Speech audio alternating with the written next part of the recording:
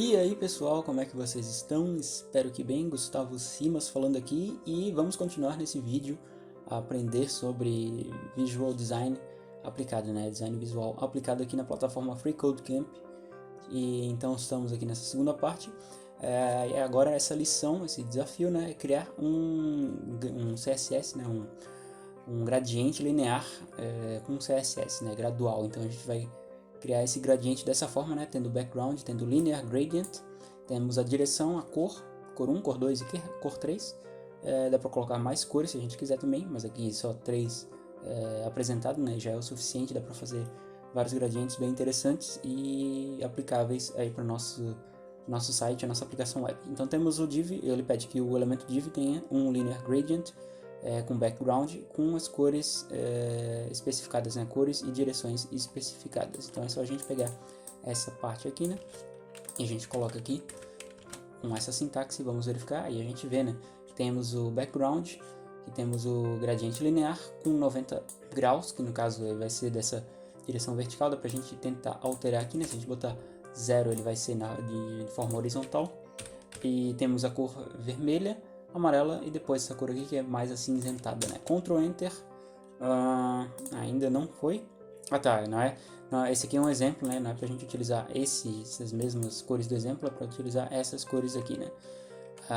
35 graus, vamos modificar então, vai ter uma inclinação aí 35 graus, mudando a cor dessa cor aqui, né, que é representada em hexadecimal, até uma outra cor que vai ser configurada ali daquele exemplo ali, né, cor aparentemente contrária. Vamos verificar aqui, hashtag é no começo. Foi, conseguimos passar essa parte. Vamos para o próximo desafio. Design visual aplicado utilizando um gradiente linear para criar um elemento com linhas, né, striped element. Temos então essa forma aqui, que dá para a gente utilizar o repeating line gradient, que é um gradiente linear que se repete, né? A gente tem para ver esses padrões aqui repetidos, no caso amarelo, azul, verde e vermelho. Então a gente tem que mudar o ângulo para 45 graus, então em vez de 90, vamos botar 45. Beleza, não pode ser mais 90, isso a gente já fez. A cor tem que parar em 0 pixels, tem que ser o amarelo, que é como tá aqui, né? Em 0 pixels e tá em amarelo. Os 40 pixels depois, né, mais na frente, essa aqui é a característica do repeating, né, linear gradient, que a gente vai configurando quantos pixels de distância tem, né, quantos pixels vai ser o tamanho, né, a espessura de cada uma das cores. Novamente a cor tem que parar em 40 e daí temos que parar depois a segunda cor preta, black, e depois a última cor tem que ser 80 pixels. Eu acho então que será dessa forma aqui, né, 80 pixels. Vamos ver se é isso daqui, sem vírgula aqui, né. E daí temos algum problema aqui, algum erro, ele vai avisando. Uma cor tem que parar em 40 pixels, tem que ser o amarelo. Então novamente temos que colocar o amarelo. Muito bem, então fizemos aqui, né, essa mudança, que no caso ele pedia que a gente fizesse um gradiente linear, mas com umas cores mais espessas, né, mais fixas, mais bem determinadas, como a gente verifica aqui, né? Então, quando a gente coloca isso, yellow, por exemplo, uma cor, né, seja aqui no caso yellow, em 0 pixels, e depois em 40, quer dizer que ele vai até 40 pixels, e depois, imediatamente, né, em 40 pixels já começa o black. Daria pra gente alterar aqui, né, se a gente botasse blue em 40 pixels, ele ia ter esse gradiente, né, de 40, do blue de 40 pixels até o preto em 80. Mas no caso, como a gente bota diretamente o black, ele já substitui, né, imediatamente, né, já é uma alteração dessa forma, e a gente consegue ter esse padrão aqui, né, dando Ctrl Enter, conseguimos. Parece até uma camiseta de algum time, né, de futebol. Temos então a textura, adicionando, né, um padrão sutil como uma imagem de background. Então dá pra gente utilizar, ele pede pra gente utilizar essa URL aqui, né, essa imagem com essa URL como background de toda a página no seletor do body, né, nessa propriedade aqui, seletor do body. Então o elemento body tem que ter um background property setado para uma URL. Tem essa possibilidade que a gente pode colocar uma imagem Opa, em vez de copiar, vamos escrever, né? Deixar um pouco a preguiça de lado em alguns momentos. Então a gente pega esse URL, a gente copia, né? Em vez de escrever, no caso o URL como extenso, a gente copia. E a gente coloca o background como sendo essa imagem, que é essa textura aqui, né, de fundo. Ele aplica dessa forma. Ctrl Enter, passamos, próximo desafio, próxima lição. Temos aqui a transformação, né, de escala. Então tem essa possibilidade no CSS também, que é transformar a escala de alguns elementos, né, utilizando essa propriedade aqui, né, o transform e o scale, no caso 2. Então a gente tem que pegar, utilizar na propriedade transform para o ID ball2. Então temos aqui o ball, temos a classe ball e temos o ID ball1 e ball2. Né? Então essa bola ela tem que ter uma escala 1.5 vezes maior do que o seu tamanho atual. Então ball2 aqui a gente bota transform, scale 1.5, fecha parênteses, e damos um ponto e vírgula, e com isso a gente tem aqui, né, essa escala um pouco maior, né, a transformação. É isso, agora a gente passa para o próximo desafio. Vamos lá então, a transformação. Ainda a gente pode colocar transformações tanto em escala maior quanto em escala menor também, né? Então aqui no caso ele quer que a gente faça a transformação do elemento div para 1.1 vezes quando a gente tem o hover. Então temos isso, né? Então o div, quando a gente vai ter o hover em cima dele, quando a gente colocar o mouse em cima, ele vai ter essa mudança, essa alteração de escala. Então aqui temos, dá pra gente pegar, né, esse exemplo aqui, ao invés do P, a gente vai botar div, né, div hover transform 1.1. Vamos ver como é que fica. Ó, a gente quando bota o mouse em cima, ele aumenta a escala do elemento 10% a mais, né, 1.1. Temos isso feito. Agora dá pra gente fazer o skew. Skew é como se fosse uma alteração, inclinação, né, em modificação em ângulos que a gente determina, seja na parte X, né, no eixo X ou no eixo Y também. Então aqui ele pede que a gente faça a aplicação de skew para no elemento com o ID bottom, e tem que ter 24 graus no eixo X. Vamos pegar aqui então esse transform, e a gente utiliza a propriedade de transform também, né? Então aqui temos o bottom, transform skew x, em vez de 32, vamos botar 24. Dá para ser positivo ou negativo, né? Positivo ele vai ser dessa forma, e negativo vai ser horizontalmente invertido, né? Tendo isso feito, muito bem. Próxima etapa, vamos lá para também um skew ao longo do eixo Y. A gente viu anteriormente no eixo X, agora vamos ver no eixo Y. O eixo Y, a gente tem que fazer essa alteração no elemento com ID top, que é esse elemento aqui em cima, né? O top de topo, o bottom de baixo. Skew X, ao invés disso, é Skew Y, né? Skew Y. E ele pede ali só 10 graus, né? 10 degrees. Aqui no caso, degrees é graus, né? Outra propriedade, né, seria em radianos também, que daria para utilizar. A gente fez essa alteração, como viu ali, alterando em 10 graus. Agora aqui, criando um gráfico utilizando o CSS. Então, dá para a gente fazer, né, no caso, não vai ser um gráfico, por exemplo, o gráfico de estatística, entre outras características, né, num plano cartesiano, mas vai ser um gráfico, assim, um desenho, né, gráfico que ele se referencia aqui. Ele diz que dá pra gente manipular diferentes seletores de propriedades e fazer formas interessantes, né? E uma das mais fáceis é fazer uma lua crescente, né? Uma forma de lua crescente. Para isso, a gente tem que trabalhar com Box Shadow e configurar o elemento, né, de sombra, né, da caixa ao longo do border radius também, que é a borda. Então vamos lá, vamos tentar manipular esse elemento quadrado ali para tentar fazer uma lua, né, que é crescente.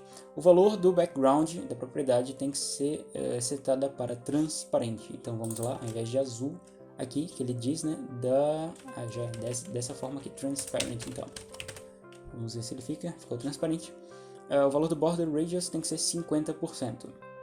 Border radius, ao invés de pixels, dá pra gente diferenciar em porcentagem também. 50% já tá mais ou menos, né, parece a bandeira da Líbia. Não, na Líbia é toda verde, né? Algum país, eu acho, que lembra essa lua crescente aqui.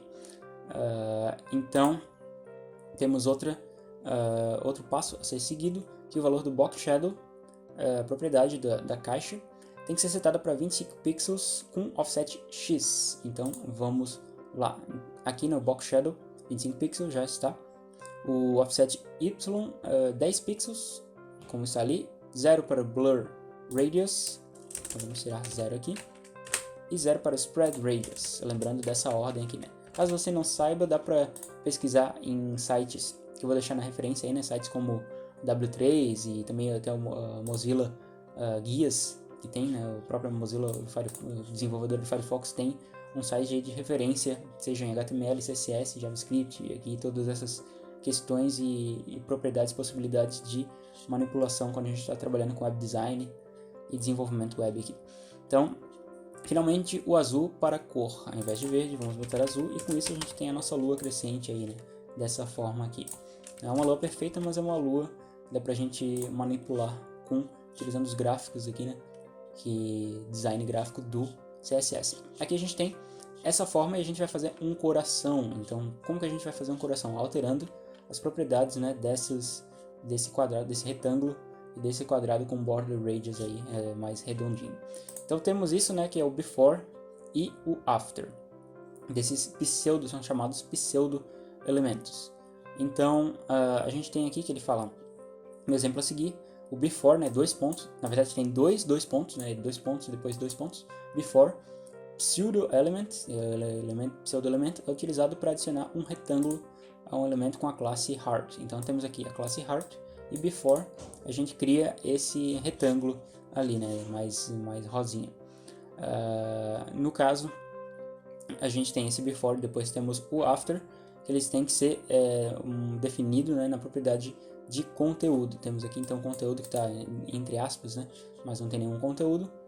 E temos também essa parte aqui, o after, ele pode ser também manipulado da mesma forma que o before, mas a gente altera, né, bota características distintas aqui, por exemplo, o background color rosa, né, do before, e o after, né, depois a gente coloca essa parte aqui, né, em azul. Então dá pra gente ir alterando as propriedades antes, né, do elemento, e depois, como se a gente fosse trabalhar em partes, né, em seções diferentes desse nosso elemento gráfico. Temos então aqui que ele pede que o background color, a propriedade do after, tem que ser pink. Então vamos lá, pink, ao invés de blue, e tudo vai ficar rosa. O border radius do after tem que ser 50%, então tá 25%, vamos colocar 50%, ele fica mais redondinho. Aqui não dá para perceber, mas a cada passo ele vai se tornando um pouquinho mais parecido com o coração, né? A gente vai formatando ela de uma forma que se pareça com o coração.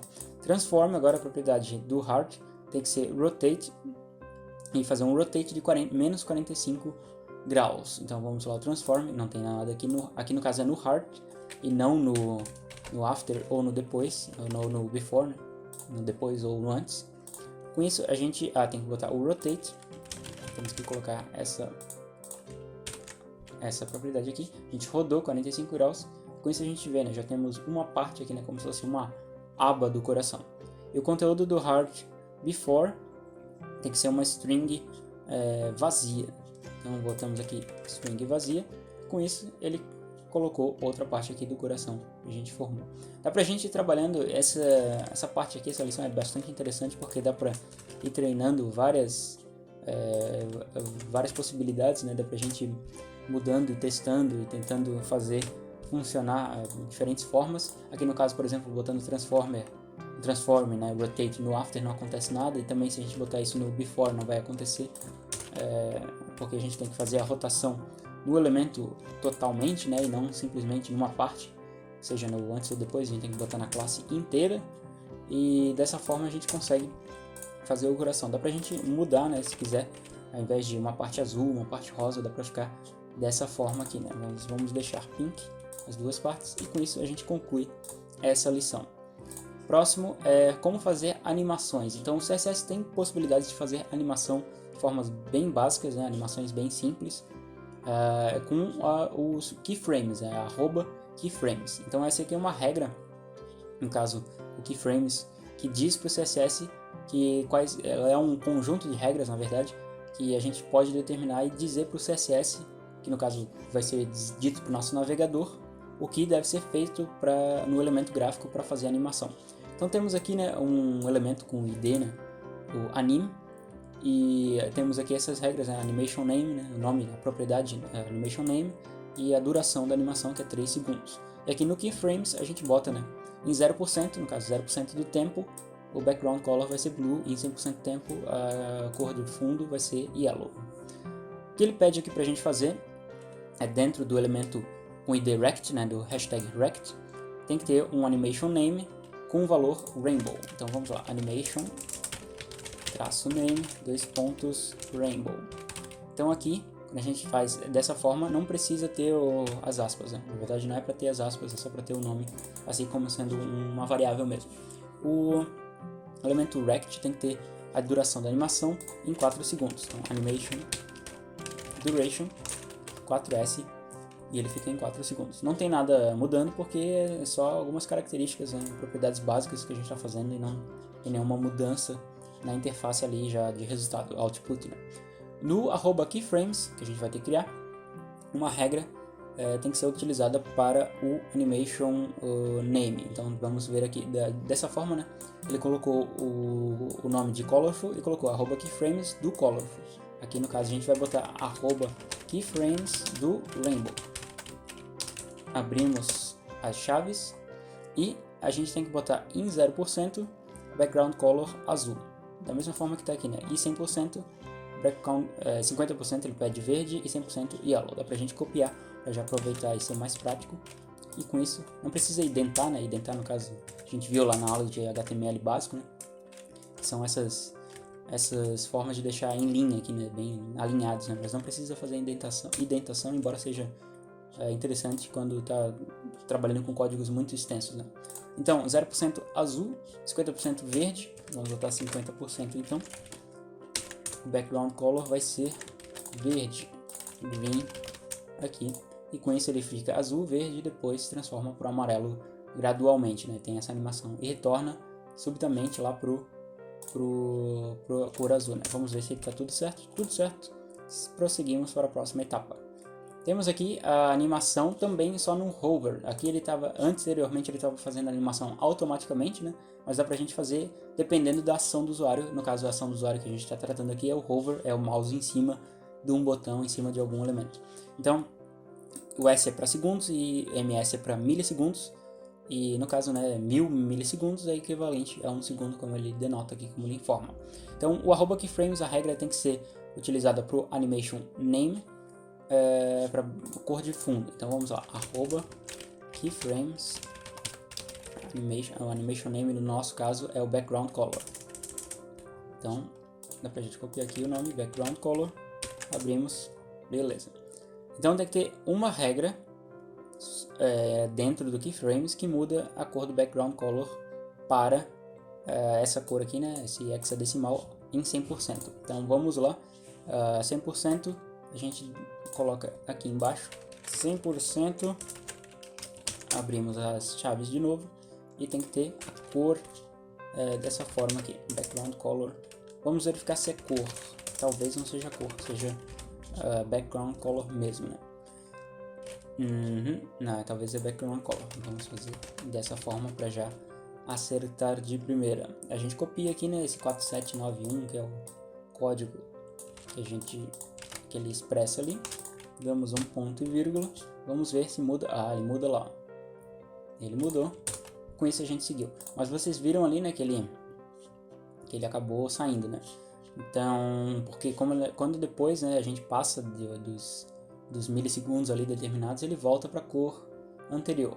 E com isso dá para fazer o Animation Fill Mode. Então, Animation Fill Mode forwards quer dizer que ele vai deixar, né, preencher o resto da animação com o que estava determinado posteriormente, né? Então, Button Hover tem que ter um Animation Fill Mode, essa propriedade, com valor forwards. Button Hover aqui, Animation Fill Mode com forwards. Com isso a gente vê que ele fica na cor determinada ali como a gente configurou.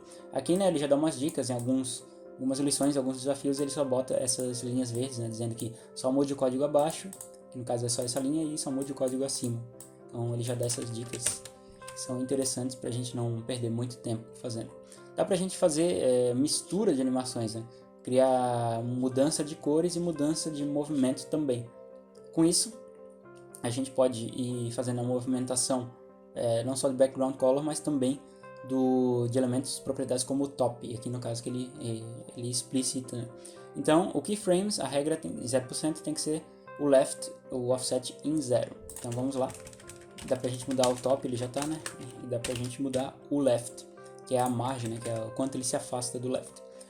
Em 50% o left tem que ser 25 pixels. 25 pixels. E em 100% tem que ser menos 25 pixels. Quer dizer que ele vai voltar menos 25 pixels. Então ele vai fazer essa movimentação aqui, indo e voltando, indo e voltando.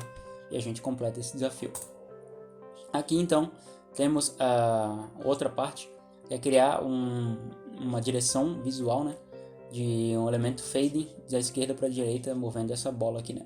Então o elemento alvo, target element, com a ID ball, tem que ter essa opacidade setada em 0.1 e 50%, assim que o elemento move à medida que ele, assim que o elemento se move, né, à medida que o elemento vai se movendo. Então opacity em 50%, como a gente está ali, né, dentro do keyframes, do fade, que é o animation name, opacity 0.1, e a gente vai ver que ele vai ser um fade, assim, vai ficar mais opaco à medida que ele vai para a direita, né, e depois ele retorna, porque a gente tem essa parte aí de retornar do nosso elemento gráfico. Então temos o nosso próximo desafio, dá para fazer a movimentação e também essa mudança aqui, né, de bounce, como se fosse quicando uma bola, mas também determinar um limite de contagem, né, que ele fala aqui que dá para utilizar uma contagem infinita ou uma contagem limitada. E a gente utiliza isso com Animation Iteration Count, né? A gente modifica as iterações de contagem, que no caso está só 3, a gente bota Infinite, que ele vai ficar infinitamente pulando, aí fazendo esse bounce, esse kick da bola, né?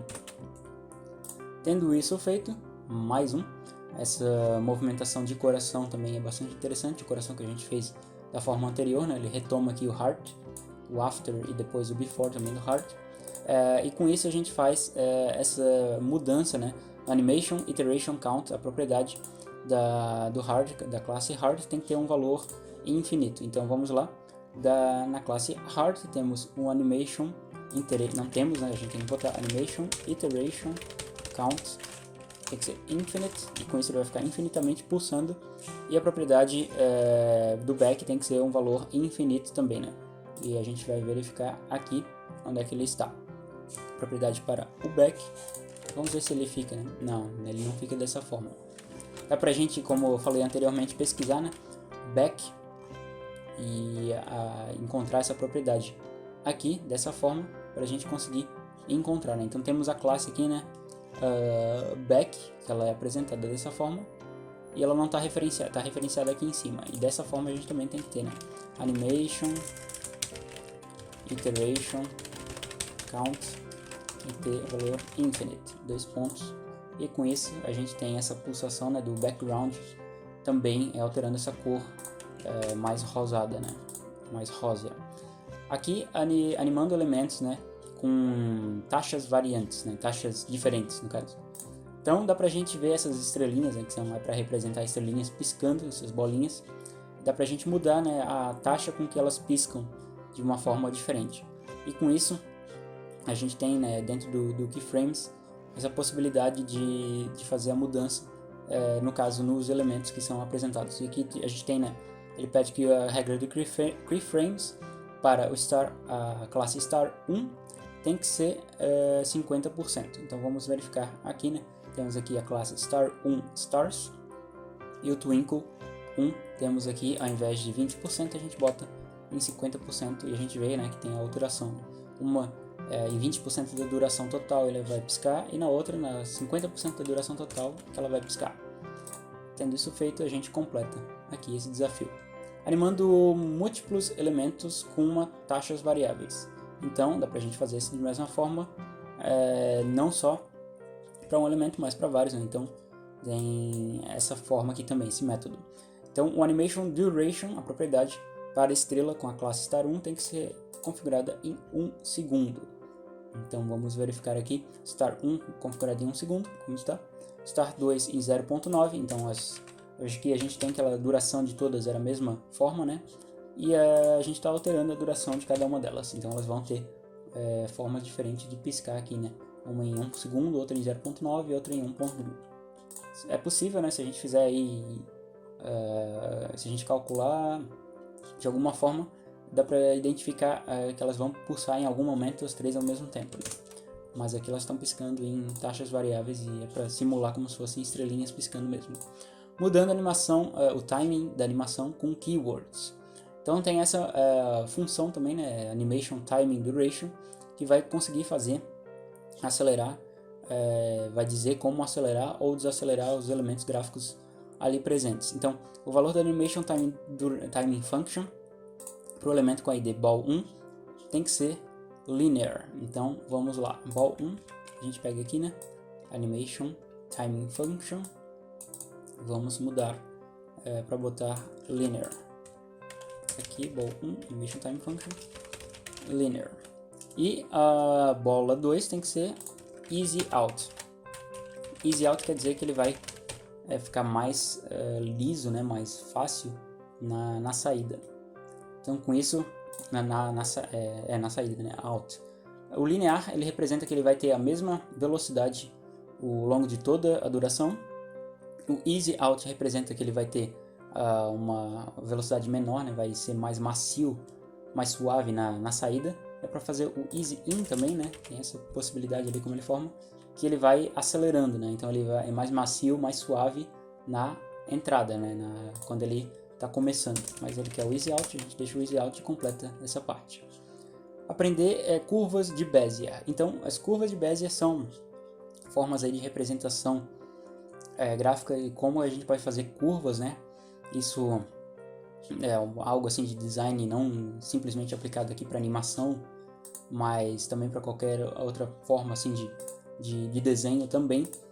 Mas ela é bastante utilizada em animação, no caso, para a gente fazer animações simples e traçar uma curva, né? Traçar um caminho a ser seguido por nosso elemento. Então, o valor do Animation Timing Function, a propriedade, com o ID ball1 tem que ser um linear, tem que ser isso aqui, né? Linear Equivalent Cubic Bezier Function. Essas formas aqui são bem mais complexas e caberia ter mais uma aula, né, específica só para isso, mas fica aí a dica e a recomendação de pesquisarem além do que é apresentado aqui, né? Porque esse aqui é só uma apresentação bem básica do que são curvas de Bezier, né? Curvas e representações cúbicas aqui. Então vamos lá, ball1, temos que botar dessa forma, Animation Timing Function, em vez de linear tem que ser dessa forma, Linear Equivalent Cubic Bezier. E o valor do Animation Timing Function para 2 não deve ser mudado. Vamos ver se ele muda. Certo, então aqui o que precisaria ser alterado é tirar, né, o Linear Equivalent Cubic Bezier, só o Linear Equivalent. Então o Linear Equivalent ele é uma forma de dizer, né, que a curva de cúbica de Bezier é equivalente linearmente ao que a gente estava apresentando anteriormente, mas no caso não precisa botar, né, esse Linear Equivalent, é só botar Cubic Bezier e botar os valores aqui de x1, do y1, do x2 e do y2, que são os valores pontos, né, de âncora que ele vai acabar caminhando. Tendo isso feito, estamos prosseguindo aqui para as partes finais do Visual Design, utilizando uma curva de Bezier para mover um gráfico, né, um elemento gráfico. Aqui a gente tem essa possibilidade de utilizar o Easy Out, né, e o Easy In também, e no caso dá para utilizar, ver o efeito da curva de Bezier mudando o Animation Time Function de algum elemento, né, que a gente tem apresentado ali. Então ele pede que a gente utilize, né, com a ID Red, o elemento com a ID Red, a bolinha vermelha, tem que ter o Cubic Bezier com x1, y1, x2 e y2 setados dessa forma ali.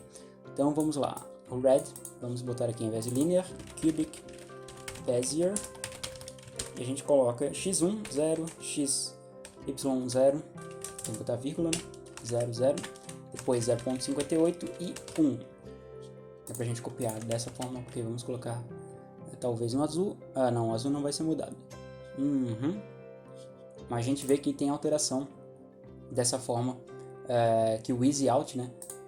Da mesma forma que a gente representa o Easy Out, simplesmente nesse termo, né? Nessa sintaxe, dá pra gente representar na curva de Bezier, né? Cubic Bezier, com essas propriedades aqui. configuradas. Dá para você ir mudando, né, testando diferentes formas da curva de Bezier, e isso fica por parte assim de curiosidade também, de manipulação aí dos elementos. Aqui a gente completou. Estamos aí fazer uma moção, né, uma movimentação mais natural utilizando curvas de Bezier. Aqui tem uma movimentação não muito natural, né, principalmente do verde, que a gente nota. É para a gente mudar essa animação do verde com o Cubic Bezier, utilizando os valores x1, y1, x2 e y2 como especificados aqui, né? Então vamos lá, o green, onde está o green? Está aqui.